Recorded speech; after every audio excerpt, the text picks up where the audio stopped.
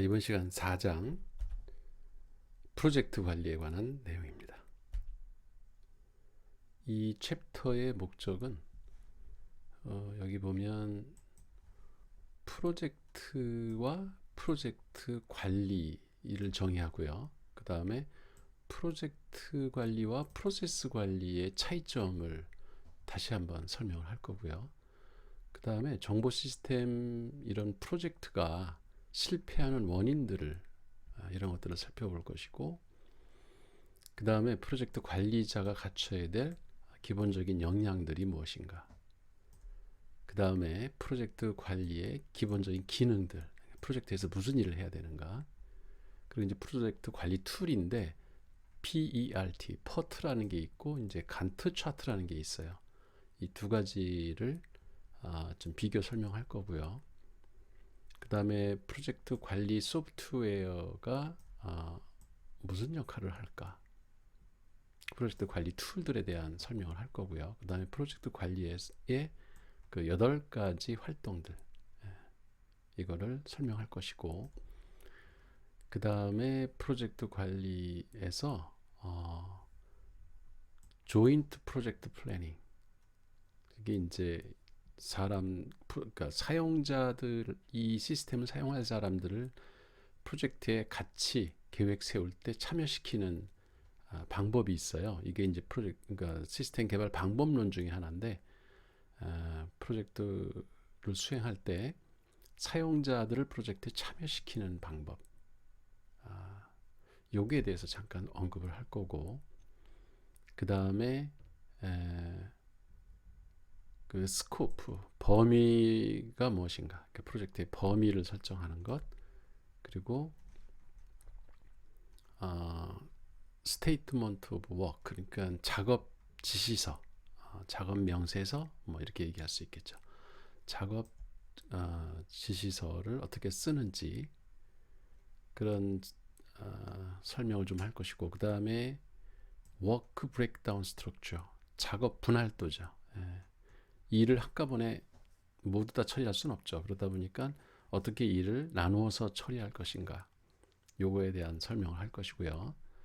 그 다음에 그 프로젝트를 진행하는 그 업무의 그 수행 기간들, 태스크 듀레이션, 그리고 그런 업무들 간의 상호 의존성, 여기에 대해서 설명을 할 겁니다.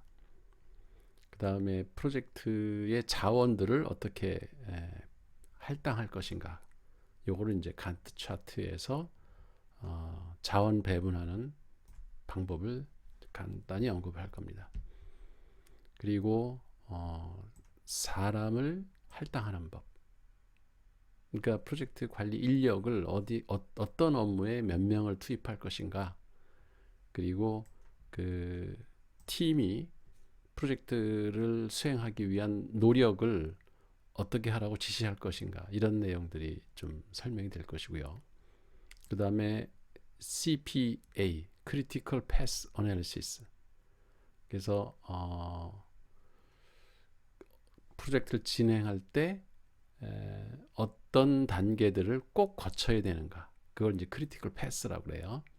요거를 설명하고, 그 스케줄 조정이나 일정을 조정하고 자원을 어떻게 배분할 것인지, 재배분할 것인가, 이런 거에 대한 방법론들을 좀 다룰 것이고, 그 다음에 프로젝트에 대한 사용자들의 기대를 어떻게 관리할까, 그리고 프로젝트의 범위를 어떤 식으로 조정할 수 있는가, 이런 주제들을 가지고 이 챕터에서 이야기를 나눌 겁니다.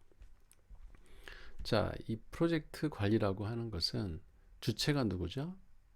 당연히 프로젝트 매니저, 그죠? 프로젝트 관리자와 PM, 이게 보통 PM이라고 그러죠. 그리고 시스템 분석가. 사실은 시스템 분석가와 프로젝트 관리자의 업무는 상당히 많이 겹칩니다.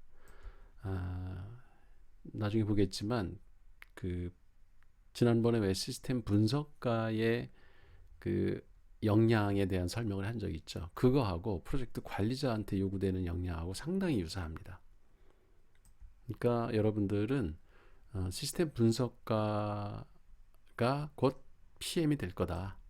이렇게 생각하면 될 것 같아요. 어쨌든 프로젝트 관리의 주체는 프로젝트 관리자다. 프로젝트 매니저다. PM이고 그 다음에 이 챕터에서 다루는 내용은 프로젝트, 그러니까 정보 시스템 프로젝트 과정, 프로세스 요거죠. 여기 보면 8단계로 되어 있죠. 8단계의 업무들을 어떻게 관리하면서 이 정보 시스템 프로젝트를 진행해 나갈 것인가. 이거를 이번 장에서 다룬다는 얘기입니다. 프로젝트라고 하는 것은 여기 보면 specific time, 정해진 시간에 within budget, 그 주어진 예산 안에서, 그리고 specification, 프로젝트를 하기 위한 명세가 있죠. 어떻게 해라. 그러니까 사용자의 요구사항, 기업에서 요구하는 요건들, 이런 게 이제 스페시피케이션이에요. 그런 명세에 따라서 완성이 돼야 되는 하나의 목표 또는 목적, 이런 걸 가진 독특하면서도 복잡하고 커넥티드 액티비티, 서로 연결된 활동들의 집합이다. 그게 프로젝트예요. 그러니까 프로젝트라고 하는 거는 달성하고자 하는 목표가 있어요. 어떤 시스템을 완성한다든가 어떤 목표를 달성하는 근데 이제 프로젝트에는 그 성과, 프로젝트를 제대로 끝내는가 안 끝내는가를 평가하는 기준이 있죠. 그거는 시간, 그 다음에 예산, 그리고 품질, 사용자를 만족시켰는가. 그러니까 여기 스펙이라고 하는 게 사용자들이 요구하는 정보 요구 조건, 이런 것들을 만족시켜주면 이 프로젝트는 성공하는 거고. 그래서 항상 프로젝트의 평가 요인은 기간 내에 타임, 그 다음에 비용 초과하지 않고 주어진 예산을 가지고 고객들에게 만족을 주는 시스템을 완성하기 위해서 일련의 활동을 한다는 것, 이게 이제 프로젝트예요. 그거를 관리하는 사람을 프로젝트 관리자라고 하는 거죠. 이제 프로젝트 관리와 프로세스 관리, 이게 이제 말은 비슷한데 프로젝트 관리는 지금까지 얘기를 했죠. 그러니까 범위를 정하고 스코핑, 그 다음에 계획을 세우고 프로젝트를 어떻게 진행할 건지, 그 다음에 인력을 배분하고 스태핑, 그 다음에 조직, 팀을 짜는 거죠. 그리고 지시하고 통제하고, 이런 일련의 활동을 하는 게 프로젝트 관리인데, 그 중에 한 단계, 그러니까 프로젝트를 수행하는 한 단계에서 문서화하고, 그 다음에 관리하고, 지속적으로 그 시스템 개발 프로세스를 개선하기 위한 노력을 하는 활동들, 이걸 이제 프로세스 관리라고 그래요. 그러니까 프로젝트 관리의 범위가 크죠. 그 중에 특정 업무를 관리하는 것을 이제 프로세스 관리라고 한다. 이렇게 이해하면 될 겁니다. 그러니까 프로젝트 성공의 척도는 뭐요? 세 가지예요. on time, 그 다음에 within budget, 예산 범위 내에서, 그리고 고객에게 만족하는 시스템, 고객 만족. 그러니까 이건 품질에 관한 이야기입니다. 이 네 번째 건 이거는 무시해도 돼요. 이제 여기서 얘기하는 거는 현재 진행하고 있는 업무를 방해하면 안 된다. 이건 이제 여러분이 염두에 두면 될 것 같아요. 그러니까 기업에 가서 어떤 조사를 하고 할 때 그 회사가 하는 일을 방해하면 안 되겠죠. 근데 방해하지 않고 일을 할 수는 없어요. 그러니까 그거를 최소화해라. 그래서 현재 진행하고 있는 사업, 프로젝트를 하는 팀의 입장에서는 가능하면 그 사람들하고 면담도 하고 가서 하는 일을 갖다 이렇게 관찰도 하고 하면서 방해를 안 할 수는 없어요. 그렇지만 그게 너무 크면 그런 프로젝트가 오히려 그 회사의 대상 기업에 부담을 주면 안 되기 때문에 그러지 않게 최소화하면서, 그러니까 뭐 그들 무슨 휴식 시간이나 근무 시간이 끝났을 때 가서 인터뷰를 한다든지 그런 예의를 갖추라 이런 얘기고요. 이게 이제 프로젝트 성공의 척도라고 하기에는 좀 부족해요. 그러니까 이거는 무시하고 요 세 가지. 그러니까 이건 프로젝트 여러분이 할 때 감안만 하면 되는 거예요. 그 다음에 프로젝트가 실패하는 원인이 뭘까? 첫 번째는 어퍼 매니지먼트, 그 최고 경영진들의 몰입, 코미트먼트. 이 사람들을 참여시켜야 되는데 관심 밖에, 그러니까 최고 경영진들은 관심이 없는 프로젝트를 진행하면 그러면 이 프로젝트 실패 확률이 올라갑니다. 그리고 그 방법론, 이 프로젝트 개발, 정보 시스템 개발 방법론이 있죠. 그 방법론의 조직이 별로 관심이 없을 때, 그럴 때 프로젝트 실패할 확률이 올라갑니다. 그 다음에 그런 방법론이 정해진 어떤 순서대로 일을 진행해야 되는데 그거를 찔러간다, 숏컷, 무시하고 어떤 단계를 생략하고 일을 진행하다가 이제 실패를 하는 경우가 있어요. 아니면 피해 간다든지, taking around 하면. 그 다음에 그 기대 관리를 잘못했을 때. 무슨 얘기냐면 사용자들한테 최종 사용자들에게 너무 많은 기대를, 그러니까 핑크빛 전망을 보여줘서 이 시스템을 가지면 모든 걸 다 할 것처럼 얘기했다가 나중에 완성된 시스템을 보니까 그런 기능들을 제공하지 못하면 그러면 당연히 이제 불만족하겠죠. 그래서 그 기대 관리를 잘해야 돼요. 기대를 너무 높이지도 말고, 그렇다고 또 기대가 너무 없으면은 이 프로젝트 진행을 안 하겠죠. 그러니까 적절하게 우리가 해줄 수 있는 최대한의 것. 그러나 시간이나 예산 범위 내에서 할 수 있는 일들, 이런 것들을 설득력 있게 제시하는 그런 기대를 주는 게 좋습니다.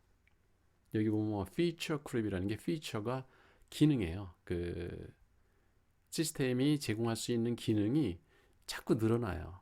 크립 하면은 야금야금 몰래 이렇게 스며드는 거를 크립이라고 한다 그랬죠. 그러니까 부서하고 이제 그 조직에 가서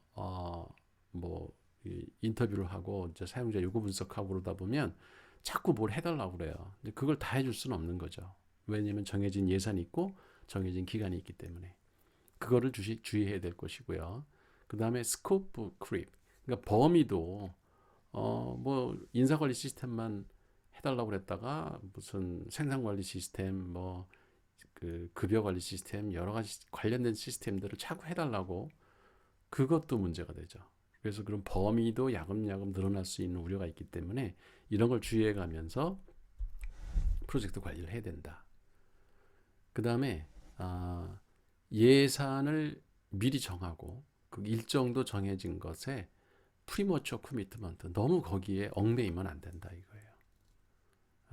그건 협의를 통해서 최고 경영자들이라든가 코미트먼트 저기가 있죠. 왜 스티어링 코미디, 그 운영위원회 이런 데 사람들하고 잘 커뮤니케이션해서 어려움이 있으면 기간도 조금 연장을 한다든지 예산을 좀 더 늘려달라고 하든지, 이게 프로젝트 관리자의 역할이에요. 그 다음에 poor estimating technique, 그러니까 견적을 잘못 내는 거예요. 견적을 너무 이렇게 핑크빛으로 해서 예산을 적게 잡고 넣는다든지, 아니면 기간을 너무 짧게 잡아가지고 그 예산과 그 범위 안에서 해결을 못하면 이게 벌과금을 내기도 하고, 어쨌든 그 프로젝트라고 하는 거는 우리가 제시한 기간 내에 예산 범위 내에서 일을 끝내야 돼요. 그거를 적당하게 예산 기간이라든가 소요 기간 이런 거를 측정을 잘해야 되는데, 그게 이제 미숙한 PM들은 그런 거에서 실수를 범하죠. 그 다음에 오버 옵티미즘, 너무 낙관적으로 생각하면 안 돼요. 그리고 이제 mythical man month, 이게 무슨 얘기냐면 예를 들어서 한 프로젝트를 진행하는데 60 man month가 필요하다. 즉 한 사람이 한 달에 할 수 있는 일을 60명이 이제 할 수 있다 그러면은 예를 들어서 30명을 투입하면은 2달 만에 끝낼 수 있나? 그렇지 않거든요. 그러니까 60명이 한 달에 끝낼 수 있는 일을 과연 두 달 만에 30명이 끝낼 수가 있겠나? 근데 그거는 계산상에 그렇다는 얘기지. 사람을 많이 투입한다 해가지고 비례해서 시간이 이렇게 단축되진 않아요. 왜냐면 사람이 많아지면 사람들 간의 커뮤니케이션이 많아지기 때문에 오히려 많이 인간을 투입하면 프로젝트가 더 길어지는 경우가 있어요. 그런 어떤 오류 이거를 mythical members라고 하는 겁니다. 그래서 이런 그 인원 배치, 인원을 몇 명으로 프로젝트 투입할 건가, 그리고 몇 명이 투입해야 주어진 기간 내에 끝낼 수 있나, 이거 계산을 참 잘해야 됩니다. PM은. 그 다음에 inadequate people management skill, 사람 관리, 다루는 스킬이 부족하면 그러면 또 이 프로젝트가 실패할 확률이 생겨요. 그 다음에 기업의 어떤 변화, 환경의 변화, 업무의 변화 이런 것에 빨리빨리 적응을 하지 못했을 때 또 프로젝트가 실패할 수가 있어요. 그 다음에 자원이 충분하지 못했을 때 insufficient resources, 그리고 그 계획에 맞게 관리를 해야 되는데 계획 대비 프로젝트 관리를 잘못했을 경우, 이런 것들이 프로젝트 실패의 원인들입니다. 그 다음에 이제 프로젝트 매니저가 갖춰야 될 어떤 역량, 기업에 대해서 좀 업무에 대해서 알아야 되겠죠. 비즈니스 어웨어니스. 그리고 파트너 오리엔테이션. 이게 혼자 할 수는 없어요. 여러 사람들이 협업을 해야 되기 때문에 누구하고 협업을 할 것인가 이런 거를 잘 관리할 수 있어야 됩니다. 그 다음에 품질은 양보하면 안 되죠. 품질은 반드시 지켜야 될, 그러니까 품질을 중요하게 생각하는 그런 태도가 중요합니다. 그리고 다른 사람들에게 뭔가 모범을 보이고 솔선수범해서 일을 하는 그런 능력을 갖춰야 됩니다. 그리고 정보 수집할 수 있는 그런 검색이나 뭐 중요한 정보를 어디에 있는지 잘 찾아서 제때제때 팀원들한테 공급해주는 그런 능력이 필요해요. 그리고 분석적 사고력, 개념적 사고, 그리고 개인들, 그러니까 다른 사람과의 인간관계 이런 거를 잘 다룰 줄 알아야 돼요. 그리고 조직에 대해서도 어느 정도 지식을 가지고 있습니다. 조직이 뭔지. 그러니까 여러분이 조직 행동론 이런 거 배웠겠죠. 그런 지식을 써먹어야 돼요. 그 다음에 이 정보 시스템을 구축하면 어떤 영향을 줄까 이런 거를 미리 예측할 줄 알아야 되고, 영향, 그 프로젝트를 진행하면서 미치는 영향들 이런 것들이 그 자원이 어떤 게 필요한지 이런 것들도 제대로 사용할 줄 알아야 돼요. 그리고 다른 사람에게 동기부여를 할 수 있어야 되고, 그리고 말 잘해야 되겠죠. 커뮤니케이션 스킬, 자기 생각을 뚜렷하게 상대방에게 전달하는 능력, 이제 프레젠테이션 능력까지 포함해서, 그리고 다른 사람들에게 자꾸 용기를 불러주고 능력을 개발할 수 있도록 도와주는 거, developing others. 그리고 monitoring and controlling, 감시하고 때에 따라서는 통제를 할 줄도 알아야 돼요. 그리고 자기 자신감, 자긍심 이런 게 있어야 되겠죠. 그리고 스트레스 관리 잘 해야 될 테고, 그 다음에 신용을 잘 지켜야 되겠죠. 자기가 한 약속에 대해서는 반드시 지킬 줄 알고, 그리고 유연성, 이렇게 뭐 거의 슈퍼맨의 능력을 요구해요.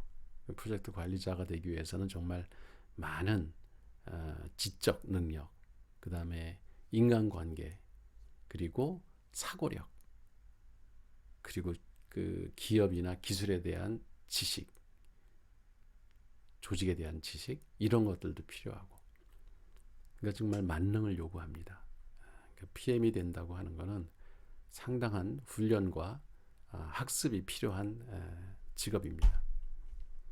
프로젝트 관리 기능에 보면은 스코핑, 범위를 정하는 것, 계획을 세우는 것, 그리고 에스티메이팅, 아까 견적을 내는 거죠. 그 다음에 일정 짜는 거, 스케줄링, 그 오거나이징, 조직을 팀을 짜고 그 팀원들에게 업무를 할당하고 하는 일, 그리고 디렉팅, 지시하는 일, 그 다음에 컨트롤링, 통제하는 것.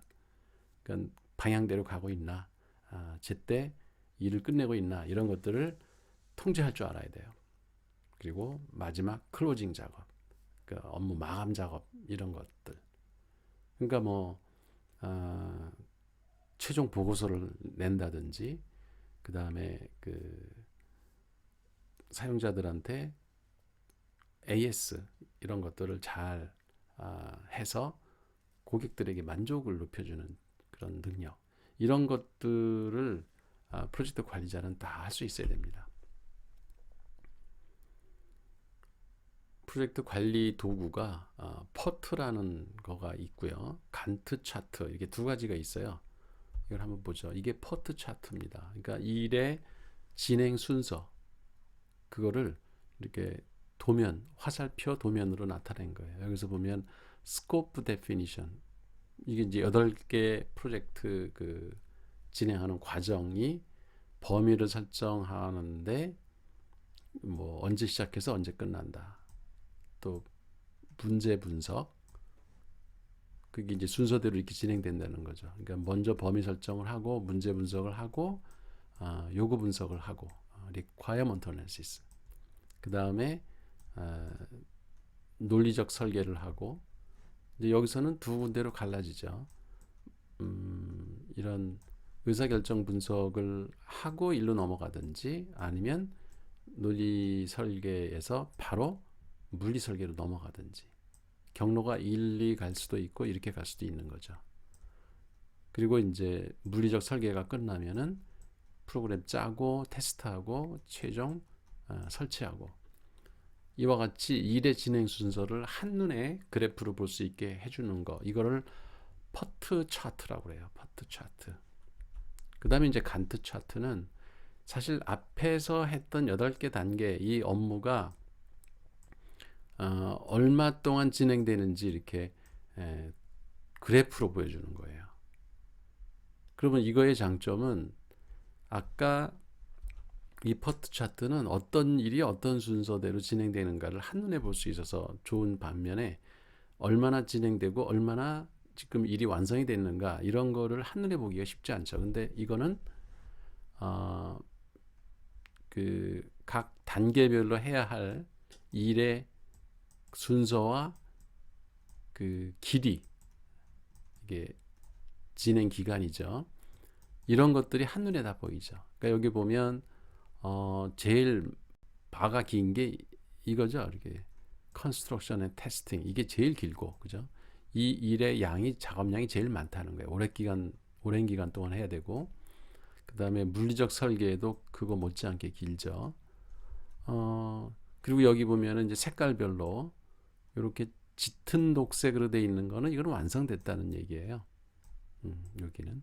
그리고 이제 여기가 이제 미완성됐다. 그래서 일의 진척도를 보기가, 한눈에 보기가 쉽죠.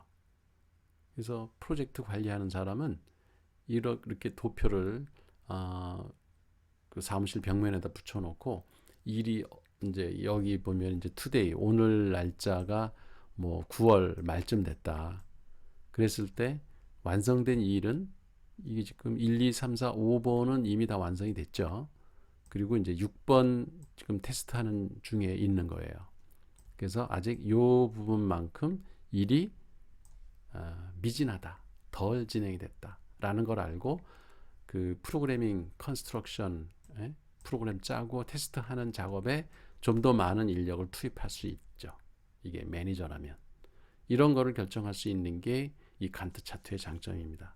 사실 내용은 이 퍼트하고 간트하고 똑같은 거예요. 그죠? 8개 단계의 업무가 이 진행되는 순서를 그래프로 보여주느냐, 아니면 이렇게 진척도를 막대 그래프로 보여주느냐, 이 차이만 있는 거지. 그래서 여러분이 이 마이크로소프트 프로젝트라고 하는 프로젝트 관리 도구 소프트웨어가 있어요. 그거에서 하나만 그림을 제대로 그리면 되게 이제 간트 차트를 그리죠.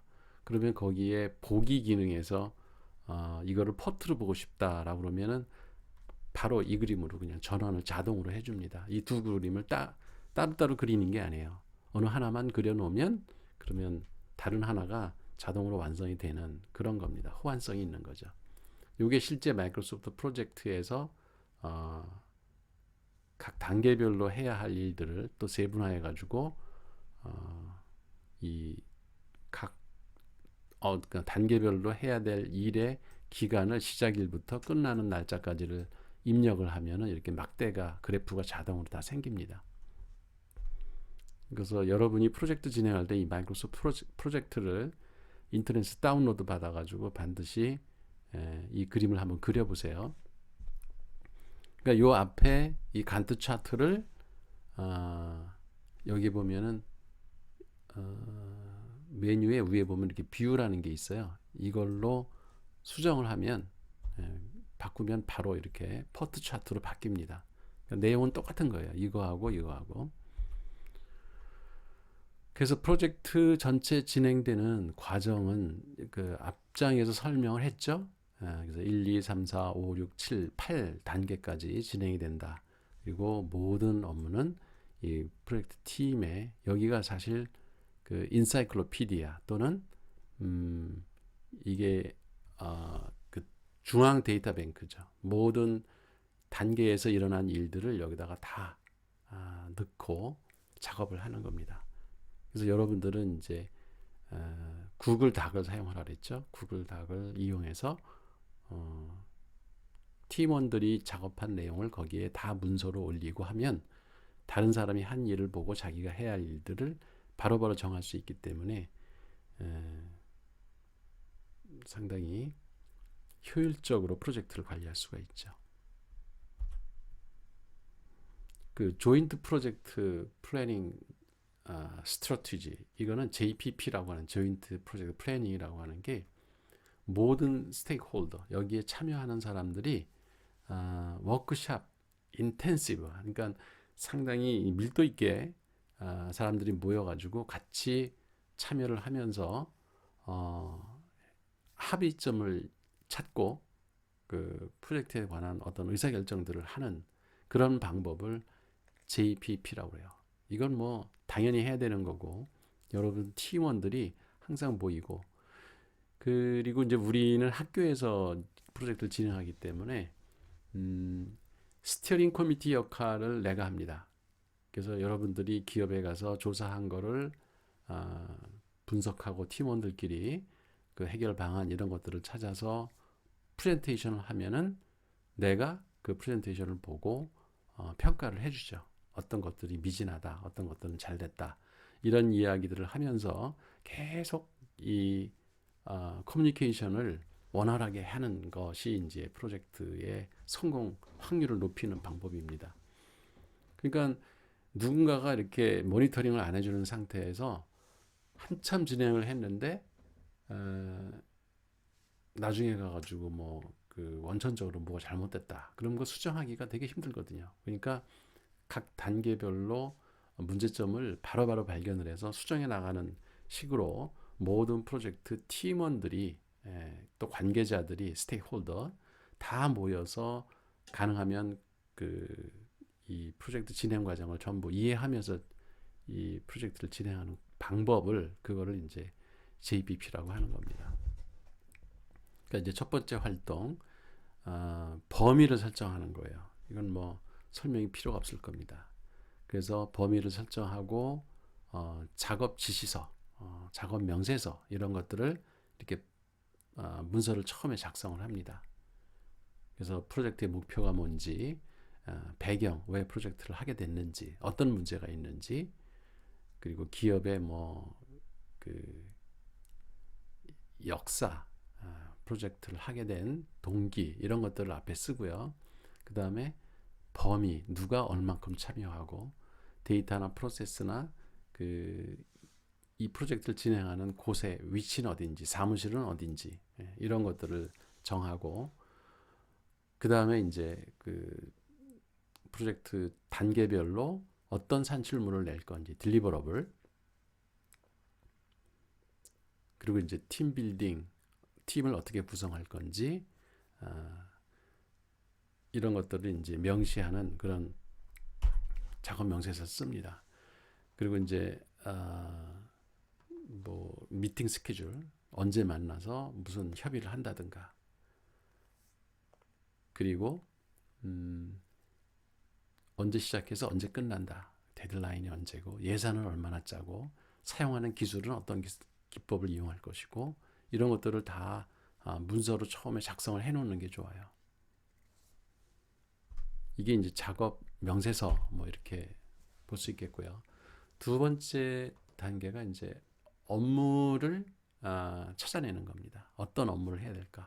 그래서 프로젝트를 목표를 달성하기 위해서 해야 할 일들을 이렇게 분할을 해가지고 업무 분할도를 만드는 거죠. 워크 브레이크다운 스트럭처, WBS라고도 해요. 그래서 프로젝트 목표를 달성하기 위해서 해야 할 단계별로 이렇게 커다란 이 업무 단위를 이렇게 정하고 각 단계에서 해야 할 액티비티들, 활동들을 또 정하고요. 그리고 마지막으로 각 활동에서 수행해야 될 특정 업무, 그걸 이제 태스크라고 그러죠. 요거를 잘 보세요. 프로젝트 전체에서 해야 할 일, 그리고 이제 프로젝트의 단계별. 그러니까 보통 8단계가 있다고 그랬죠. 그래서 페이즈가 8개가 있고, 그럼 각 페이즈에서 또 해야 할 활동들이 있어요. 액티비티는 집합명사예요. 하나가 아니고 여러 개 있는 거죠. 여러 개의 활동들을 합쳐서 액티비티라고 그래요. 그럼 이제 실제 취해야 될 행동은 액션 또는 태스크라고 하는 거죠. 그래서 여러 개의 태스크가 모여서 하나의 액티비티가 되고, 그 액티비티들을 모아서 하나의 단계, 페이즈가 형성되는 겁니다. 그리고 여기 이제 마일스톤이라는 말이 나오는데 이정표라는 뜻이에요. 그래서 어떤 일이 어떤 단계에서 어디까지 완성이 됐는가를 이렇게 체크하는 그 평가 기준, 이런 걸 이제 마일스톤이라고 그래요. 그럼 이제 각 단계별로 이 일이 완성이 됐는가, 이 단계가 완성됐는가 평가를 이 마일스톤을 보고 정하는 거죠. 세 번째 활동은 태스크 듀레이션. 각 행동, 활동, 뭐 업무 이런 것들이 얼마나 기간이 필요한가. 그래서 때에 따라서는 이제 커피 먹는 시간, 점심 시간, 뭐 이메일 보내는 시간, 이런 것들도 다 포함을 시켜야 돼요. 그리고 중간에 뭐 전화가 오거나 뭐 방문자가 오거나 이러면은 일이 이렇게 중단이 되죠. 인터럽션. 이런 것들도 감안해서 전체 이 업무를 수행하는 데 걸리는 기간이 얼마인가, 이런 거를 잘 측정을 해야 됩니다. 그래서 여기에 보면은 optimistic duration, 그러니까 가장 단기에 우리가 끝낼 수 있는 기간이 얼마일까? 예를 들어서 인터뷰를 하는데 적어도 부서 사람들이, 부서가 이제 5개가 있다. 그럼 5부서의 그 장들을 만나야 되겠죠. 그러면 하루에 2건씩 만약에 인터뷰를 할 수 있다. 그러면은 이틀이 갖고는 부족하죠. 3일은 필요하죠. 그게 이제 optimistic duration이에요. 그렇지만 이제 pessimistic duration은 이제 인터뷰를 해야 되는데 그 사람이 어디 뭐 출장을 간다든지 해가지고 약속을 잡지 못하면은 늘어날 수가 있어요. 그래서 최악의 경우에는 5일까지 걸릴 수 있다. 그럼 pessimistic duration은 5일이 되는 거죠. 그럼 expected duration, 평균적으로 이건 3일 걸린다. 그러면 이거를 이제 가중 평균법을 써서 optimistic duration이 아까 3일이었죠. 그리고 expected duration이 3일. 그리고 pessimistic이 5일. 그러면 이렇게 가중치를 여기다가 optimistic에다 1, pessimistic에 1, 나머지 4. 이렇게 이제 가중치를 주는 거예요. 그럼 합이 6이죠. 그러면 요게 여기 얘가 있네요. 근데 우리가 한 걸로 합시다. 그러면 이제 3이 되고, 그죠? 4 곱하기 3 하면 얼마예요? 12. 그 다음에 1 곱하기 5니까 5. 그럼 어떻게 돼요? 이게 17, 20이죠. 20 오버 6. 그러면 368. 3.3일 걸리죠. 그러니까 이제 3일, 0.3일이라는 거 없으니까 이제 4일. 그래서 평균 이 인터뷰는 4일 걸린다. 이렇게 계산하는 겁니다. 네 번째 활동은 그 업무 간의 그 상호 의존성 이런 걸 따지는 거예요. 그래서 여기에는 이제 네 가지 경우의 수가 나오는데 finish to start 어떤 일이 시작하려면 뭐 앞에 일이 끝나야 돼요. 그죠? 그걸 finish to start라고 합니다. 그러니까 인터뷰가 끝나야 뭘 분석을 할 수 있겠죠. 그 다음에 start to start 어떤 일을 시작하면은 또 다른 일이 동시에 시작되는 거예요. 그러니까 한 일을 하면 그러니까 예를 들어서 코딩을 하면 테스팅이 동시에 시작이 되죠. 그래서 start to start 테스팅하는 거와 컨스트럭션 프로그램 짜는 거는 같이 이게 진행을 동시에 한다. 그러니까 finish to finish 끝나는 게 같이 끝나는 거예요. 하나가 끝나면 다른 것도 같이 끝난 거. 그걸 finish to finish라 FF라고 그러고요. 그 다음에 start to finish 끝나려면 뭔가 시작을 해야 돼. 그러니까 한 일이 시작이 되면 다른 일이 끝나야 된다. 이런 거를 그러니까 일의 진행 순서를 갖다가 지금 네 가지 경우의 수가 나오는 거죠.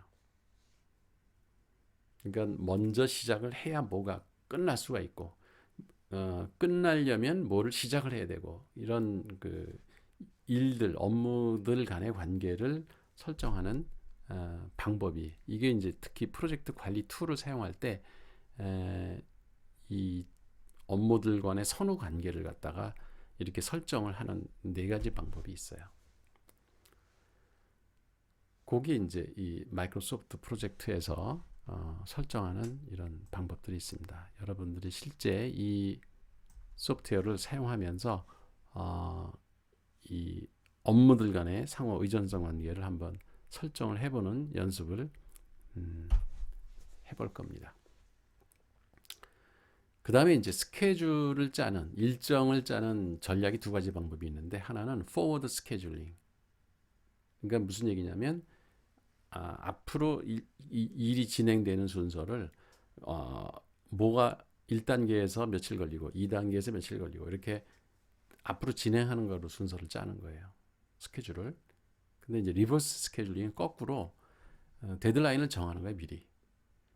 그래서 여러분들은 이제 6월 둘째 주까지는 끝내야 되겠죠. 그러면 6월 15일을 데드라인을 정하고 2월 15일에 끝나려면 그 앞 단계 일을 얼마 내에 끝내야 되고 또 이전 단계 일은 언제까지 끝내야 되고 이런 것들을 거꾸로 역순으로다가 스케줄링을 하는 겁니다. 알겠죠? 포워드 스케줄링은 지금부터 시작해가지고 단계별로 얼마나 걸리는가를 시간을 이렇게 정해 나가다 보면 언제쯤 끝날 수 있겠다를 예측할 수 있겠죠. 근데 리버스 스케줄링은 언제까지 끝을 내기 위해서 그 이전의 일을 언제까지 단계별로 끝을 내야 되는가 이렇게 역순으로다가 스케줄 일정을 짜는 거를 이야기하는 겁니다. 그래서 여러분 그 핸드폰에도 있고 그 구글에도 있고 이렇게 스케줄 관리하는 도구가 있죠. 그 달력에다가 이렇게 일정을 입력하는 이런 것들을 활용을 해서 이 마이크로소프트 프로젝트에서도 이런 게 가능합니다. 다섯 번째 활동은 자원을 활동하는 거예요. 그러니까 자원이라고 하면 사람을 배치해야 되겠죠. 그 다음에 사용할 수 있는 서비스. 예를 들어서 우리가 어떤 그 작업을 우리 자체로 다 할 수 있겠지만 여러분들이 학교에서 하는 프로젝트에 받을 수 있는 서비스는 교수한테 받는 거예요. 내가 리뷰를 해주거든요. 여러분들이 해온 작업을 중간에 다 점검을 해주거든요. 그게 서비스예요. 그 다음에 이제 facility, equipment, 여러분이 사용하는 장비, 그러니까 뭐 프린터, 컴퓨터, 노트북, 그 다음에 통신 장비, 뭐 핸드폰 이런 게 다 이제 장비예요. 이런 것들도 자원이에요. 프로젝트를 진행할 때 필요한 것들이죠. 그 다음에 supplies, 그 공급물, 머터리얼, 그러니까 뭐 종이, 프린트 용지, 그 다음에 무슨 페이퍼 클립, 뭐 이런 것들이 필요하겠죠. 무슨 프로젝트를 진행하든 사무용품들 이런 것들을 뭐 프린트 하려면 또 뭐 그 카트리지도 있어야 될 테고 이런 것들을 이제 포함해서 이게 다 자원이에요. 이걸 이제 얼만큼 우리가 필요한지 다 확보를 해놔야 되는 거죠. 뭐 돈도 필요하겠죠. 여러분들 뭐 커피 마시는 그 점심값, 교통비 이런 게 필요해요. 그런 것들이 자원이에요. 그래서 프로젝트를 진행하는 사람들, PM의 입장에서는 이런 자원들을 충분하게 확보를 해서 필요할 때 공급을 할 수 있어야 프로젝트가 그 기간 내에 원활하게 끝날 수 있겠죠. 그래서 이 마이크로소프트 프로젝트 소프트웨어에 그 각 활동에서 필요로 하는 모든 자원들을 이렇게 다 지정을 할 수 있게 되어 있습니다. 이것도 꼭 해보세요. 그 사람을 업무에다가 할당하는 일을 할 때 이왕이면 탤런티드 여러분 팀 짤 때 그 능력 있는 사람을 팀원으로 넣고 싶었을 거 아니에요. 그래서 재주 있고 그리고 동기부여 이 프로젝트를 하려고 하는 그 동기가 이미 부여되어 있는 사람을 가능하면 팀원으로 끌어들이는 게 좋겠죠. 그리고 각 사람들이 할 수 있는 장점이 있어요. 어떤 사람은 인터뷰를 잘하고, 어떤 사람은 문서 관리를 잘하고, 어떤 사람은 프로그램 잘 짜고, 그죠? ER 디아그램은 잘 그리고 이렇게 해서 각 그 프로젝트를 하는 업무별로 그 일을 잘하는 사람을 이렇게 그 일에다가 할당을 하는 이런 역할을 프로젝트 관리자는 해야 되는 거죠. 그리고 팀이 서로 조화롭게 팀원들끼리 뭐 매일 싸우고 뭐 의견이 안 맞고 그 회의를 하는데 누구는 안 나오고 이러면 프로젝트 진행 잘 안 돼요. 그러니까 팀원들이 이렇게 서로 조화롭게 하모니를 이루어야 돼요. 그래야 프로젝트는 잘 진행됩니다. 이게 또 프로젝트 관리자, 팀장이 해야 할 역할 중에 하나예요. 그래서 뭐 정저기 하면 뭐 이렇게 같이 차라도 한 잔 마시든지 맥주라도 한 잔 하면서 팀을 잘 관리하는 그런 노력이 좀 필요합니다.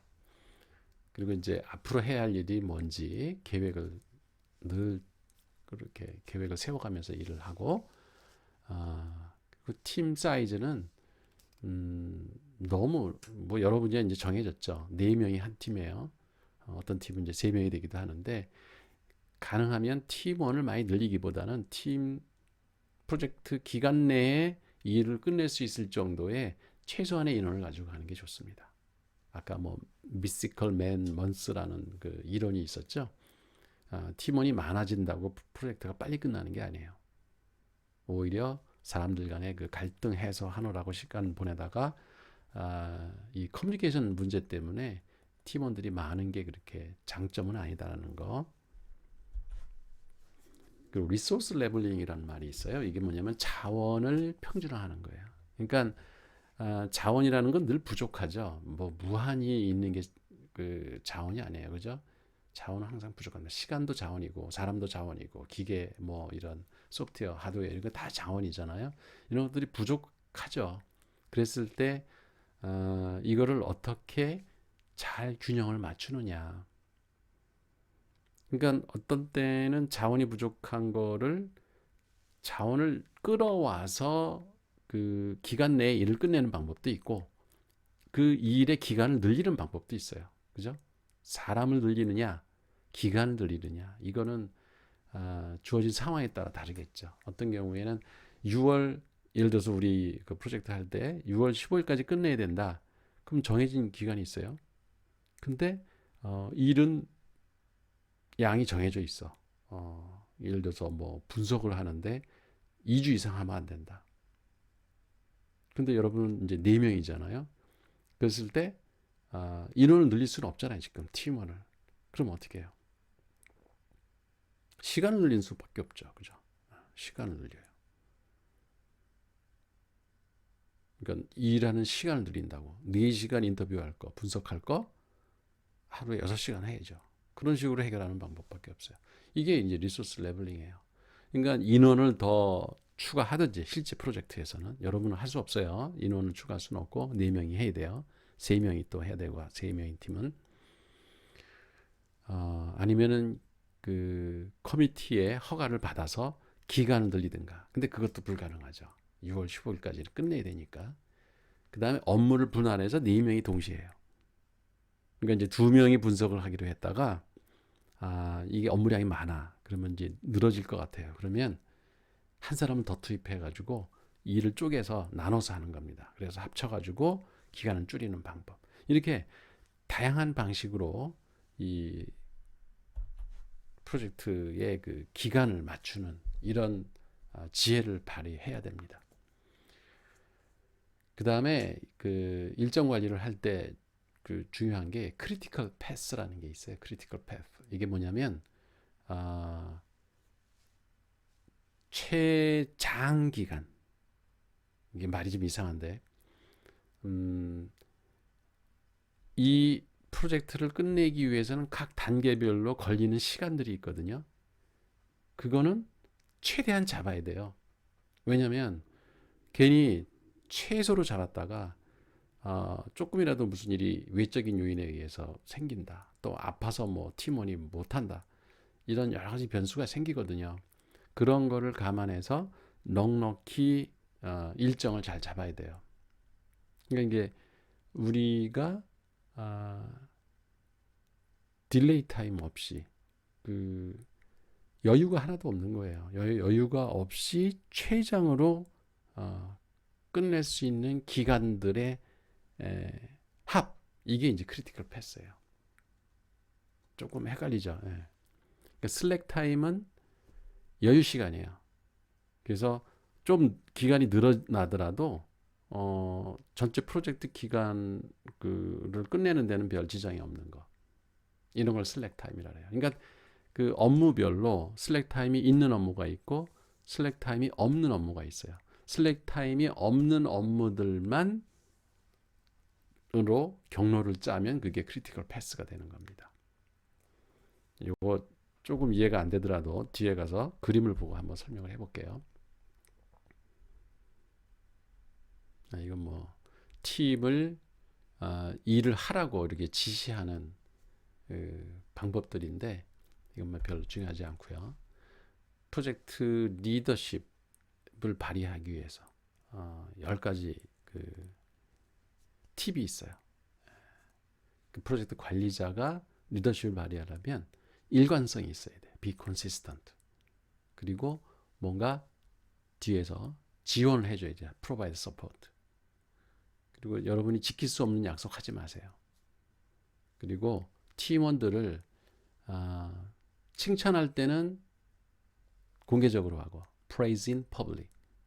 그리고 비난할 일이 있으면 개인적으로 전화를 하든지 따로 조용히 만나서 둘만 얘기를 하든지. 그래서 criticize in private. 그리고 어디서 어떤 그 도덕적 해이가 일어날 수 있는지 이걸 알고 있어야 됩니다. 그리고 현실적인 데드라인을 정해야 돼요. 물론 여러분은 수업을 듣기 때문에 정해져 있지만 프로젝트 할 때는 PM의 역할 중에 하나가 팀원들을 아무리 쥐어짜도 끝낼 수 없는 데드라인을 정해놓으면 그건 안 되죠. 뭐 그야말로 번아웃 해가지고 중간에 다 포기하면 안 되니까. 그래서 현실적인 데드라인을 정해라. 그리고 목표도 상대방도 누구든지 다 알아들을 수 있는 목표를 정하는 게 좋죠. 혼자 자기 PM만 아는 목표를 정해놓고 팀원들은 그게 뭔지 잘 모르겠다. 그런 목표는 안정환이만도 못해요. 그리고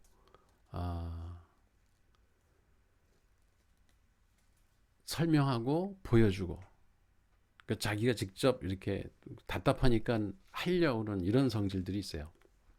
특히 그 일 잘하는 사람들, 능력자들이 저지른 실수 중에 하나가 아유 알른이 죽지 하고 그 팀원들을 자꾸 뭐랄까요, 이렇게 부추겨가지고 일을 시키고 배울 수 있는 기회를 줘야 되는데, 야 저리가, 차라리 내가 하고 말게, 이러면 안 되는 겁니다. 자세히 설명하고 보여주고, 그래서 팀원들이 자기 개발을 할 수 있는 기회를 주는 게, 그게 리더의 역할이에요. 그 다음에 그 스테이터스 리포트, 각 단계에서 이제 어떤 일을 해온 결과를 갖다 보고서로 낼 거 아니에요. 그럼 그거에만 너무 의존하지 마라. 왜냐면 거기에 빠진 게 있을 수가 있고, 그죠? 그 잘못된 그 방향으로 가고 있을 수도 있어요. 그러니까 그런 보고서 이상의 것을 이렇게 볼 수 있는 그런 능력을 갖춰야 됩니다. 그리고 팀원들이 그 스피릿, 그 협동 정신이 있죠. 이런 걸 항상 encourage, 부추겨줘야 돼요. 그래서 으쌰으쌰 같이 한번 해보자, 이런 느낌이 들도록 이 팀장은 리더십을 발휘해야 됩니다. 7번째 활동은 감시하고 통제예요. 뭐 감시 통제라는 말이 기분은 안 좋지만, 근데 PM의 입장에서는 어쩔 수 없이 팀원들이 하는 일을 항상 모니터링 할 수 있어야 돼요. 그래서 각 팀원들이 하고 있는 일들을 보고해라. 프로그레스 리포트. 그리고 변화 관리를 해야 되고요. 그 변화 관리라는 게 조직이 변할 수도 있고, 환경이 변할 수도 있고, 새로운 요구가 생길 수도 있고, 이런 것들을 관리해야 되고요. 그 다음에 기대 관리. 아까 설명했죠? 그 사용자들한테 너무 핑크빛 전망을 보여주지 마라. 기대가 크면 실망도 클 수 있다. 명심하고요. 그 다음에 일정 조정을 할 수 있어야 됩니다. 그러니까 가능하면 좀 그 패시미스틱 기간, 그러니까 비관적으로 일정은 짜는 게 좋아요. 처음에는. 그리고 여유 시간을 가지고 만약에 잘못됐을 경우를 대비해서 그걸 보완할 수 있는 충분한 시간적 여유를 갖는 게 중요하다. 그래서 프로그레스 리포트라는 게 이제 각 단계별로 일을 진행하는 그 과정을 계속 보고하는 건데, 이런 그 내용으로다가 보고서를 작성하는 게 필요합니다. 이게 마이크로소프트 프로젝트 툴에서도, 프로젝트 관리 툴에서도 이런 프로그레스 리포트를 그릴 수가 있습니다. 근데 이 변화 관리라고 하는 게, 여기 보면 변화라는 게 어떻게 일어나냐면 초창기에 그 범위를 잘못 설정해서, 또 범위를 잘못 이해해서, 오해해서 생기는 경우도 있고요. 그럼 이제 변화를 요구하게 되죠. 변화가 생기죠. 그 다음에 외부 사건, 예를 들면 뭐 정부 규제가 바뀐다든지, 뭐 여러분이야 뭐 이런 일은 없겠지만 실무 프로젝트 하다 보면 그런 일이 있어요. 그 다음에 조직이 변해요. 실제 기업을 분석하다 보면, 아니 내가 프로젝트를 진행하고 있는데 조직 개편이 일어나는 거예요. 그런 경우도 있어요. 그 다음에 새로운 기술이 또 등장을 해요. 정보 기술이 프로젝트 진행하는 동안에. 물론 뭐 여러분이야 뭐 한 4개월, 길어야 3개월 하니까 그 사이에 기술 변화가 일어나지는 않겠지만은, 이게 뭐 1년짜리 프로젝트 하다 보면은 뭐 새로운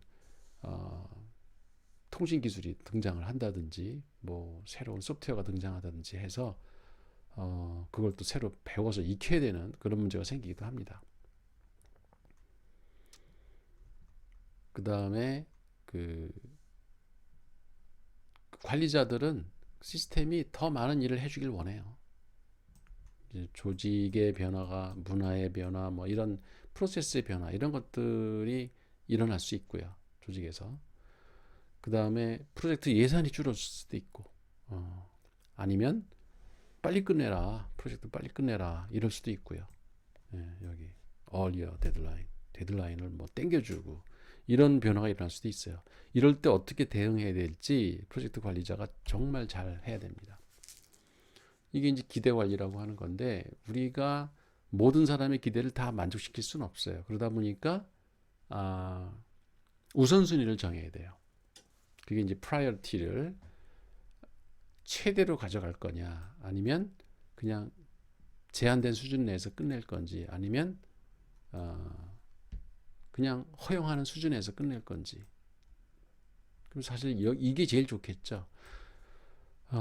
그러면 그 일반적으로 우리가 프로젝트의 그 평가 요인이 세 가지가 있다 그랬죠. 비용, 시간, 그 다음에 품질, 이 세 가지잖아요. 그럼 이거의 우선순위를 뭐를 둘 거냐. 그 품질이 제일 우선이다. 그럼 여기를 이렇게 X를 쳐야 되겠죠. 왜냐하면 이 세 가지를 다 만족시킬 수는 없어요. 그래서 가로 세로로 봤을 때 한 칸에 하나만 X를 쳐야 돼요. 그러니까 범위와 품질을 가장 중요시한다면 이걸 맥스로 하고, 그죠?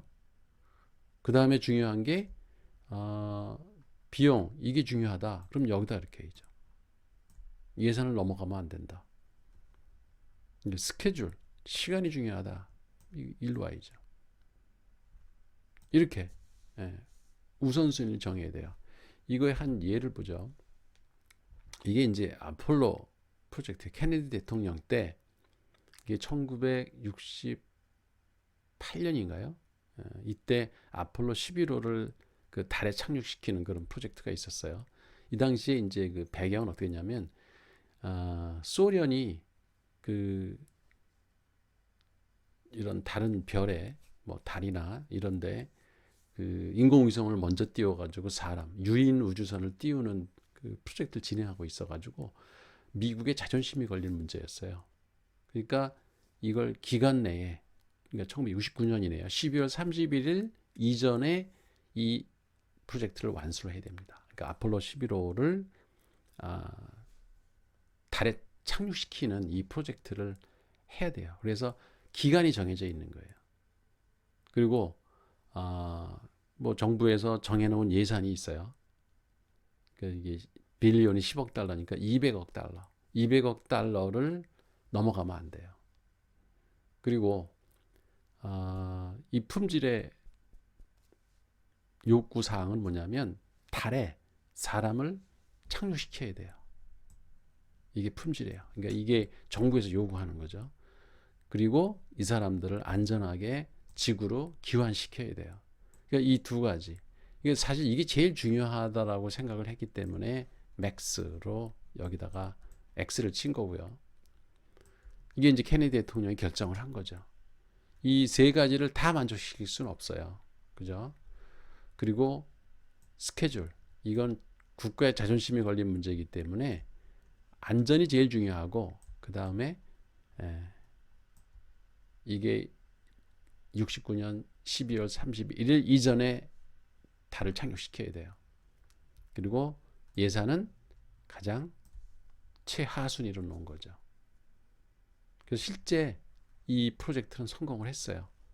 69년에 달을 착륙을 시켰고, 그리고 안전하게 돌아왔고, 그래서 이거 만족시켰고 이거 만족시켰고, 근데 코스트는 만족을 못 시켰어요. 예산이 부족해가지고 돈이 더 든 거죠. 그러니까 이런 식으로 우선순위를 정해서 그 프로젝트를 관리하는 사람이 결정을 해야 돼요. 그래서 프로젝트의 성격에 따라서 어떤 경우에는 스케줄을 좀 늦추더라도 비용은 꼭 맞춰야 된다. 근데 여러분은 그렇게 하면 안 돼요. 여러분은 비용은 지금 사실 우리 안 들어가죠. 여러분의 그 인건비를 투입하는 거니까. 그러니까 스케줄은 맞춰야 돼요. 예, 그래서 스케줄이 어찌 보면은 제일 중요할 수도 있어요. 그렇지만 학점을 잘 받으려면 품질도 좋아야 되겠죠. 그래서 여러분이 스케줄 이걸 어기면 아예 빵점이 나오기 때문에 이걸 최우선 순위로 해야 돼요. 여기다가 이걸 놔야 되고, 그 다음에 이 품질, 보고서의 품질은 두 번째로 중요하고, 그죠?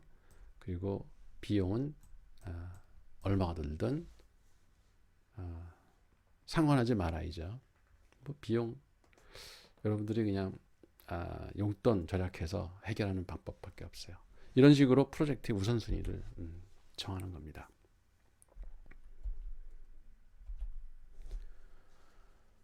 그리고 크리티컬 패스 어널리시스, 이게 이제 이건 그림 보면서 설명을 할게요. 이게 이제 크리티컬 패스 방법론을 그림으로 표현한 건데, 지금 업무가 A, B, 그죠? 이렇게 태스크가 A, B, C, D, 뭐 E, F, G, H, 그리고 I, 이렇게 뭐예요? 하나, 둘, 셋, 넷, 다섯, 여섯, 일곱, 여덟, 9개의 업무가 있어요. 근데 이 업무를 다 해야 되는 건 아니에요. 그러니까 돌아갈 수도 있고 직선으로 갈 수도 있어요. 그죠? 이 프로젝트를 이렇게 진행해도 여기까지 가면 돼요. 또 일도 이렇게 돌아갈 수도 있어요. 또 이렇게 돌아갈 수도 있어요. 그죠? 이게 경로가 여러 개가 있습니다. 그러니까 모든 길을 다 갈 필요는 없는 거죠. 그 중에 가장 프로젝트를 빨리 끝낼 수 있는 경로를 쫓아가면 되겠죠. 그죠? 그래서 어떻게 결정을 하냐면, 자, 이 A와 B는 거치지 않을 수가 없죠. 왜냐하면 다른 경로가 없으니까. 근데 이제 C에 왔을 때는 결정을 해야 됩니다. 갈 수 있는 길이 하나, 둘, 셋이에요. 그죠? 이 중에서 제일 긴 기간을 선택하는 겁니다. 이게 7일이에요. 여기 7일. 이거는 6일. 이건 3일. 그러면 제일 긴 기간을 선택해요. 여유 있게 잡는 거예요. 그래서 아까 맥스라는 얘기를 한 겁니다. 그러니까 6일로 잡았다가 이 일을 태스크 D를 만약에 못 끝내면, 그러면 6일 안에는 이게 끝날 수가 없잖아요. 이건 7일이 걸리기 때문에 이거를 제일 긴 놈을 안전하게 우리가 경로로 잡는 겁니다. 그리고 그러면 여기서 이 최종 태스크는 I잖아요. 그죠? 그랬을 때 여기서 크리티컬 패스는 이렇게 제일 긴 놈들만 연결한 겁니다. 그렇잖아요. 여기서는 뭐 대안이 없고 3일 걸리고, 여기서는 이틀 걸리고, C에 와서는 이건 이틀 걸렸어요. 그 다음에 어느 길로 갈 거냐? 그럼 제일 긴 기간을 잡으라는 거야. 6일이냐, 3일이냐, 7일이냐. 그럼 7일을 잡으라는 거죠. 그럼 바로 일로 가죠. 근데 일로 가면 어떻게 되나요? 이게 3일이 걸리고 이틀이 걸리면 일로 가면 이제 5일이 걸리겠죠. 근데 5일보다는 이 7일이 기니까 일로 가는 것보다는 이게 더 안전한 길인 거예요. 또 일로 갈 수도 있겠죠. 그러면 3일 하루, 그 4일이죠. 이거보다는 짧지만 이 위험한 길이에요.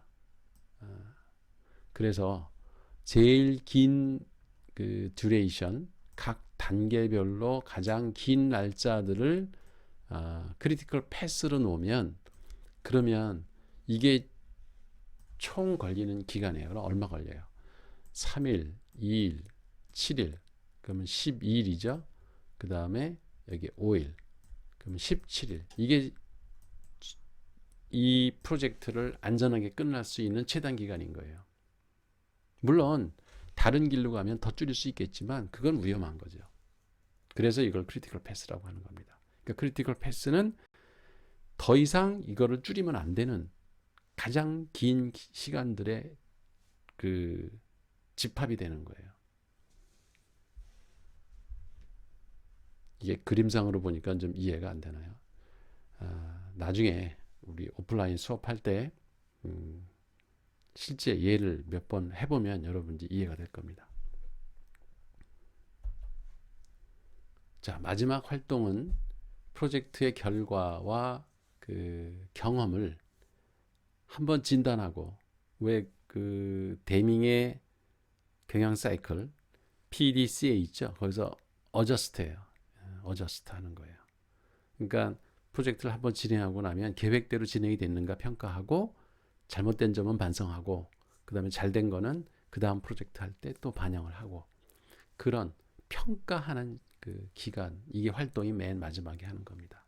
그래서 최종 프로젝트가 사용자 요구사항을 만족시켰나? 왜? 만약에 그렇지 않다면 그 이유가 뭔가? 그 다음에 프로젝트가 스케줄대로 진행이 됐나? 그러면 어째서? 또 왜 그러지 못했는가? 이런 걸 한번 반추해 보라는 거죠. 프로젝트가 예산 내에서 끝났나? 그래? 아니다? 왜? 그 이유가 뭔가? 이런 거를 한 번씩 따져보는 겁니다.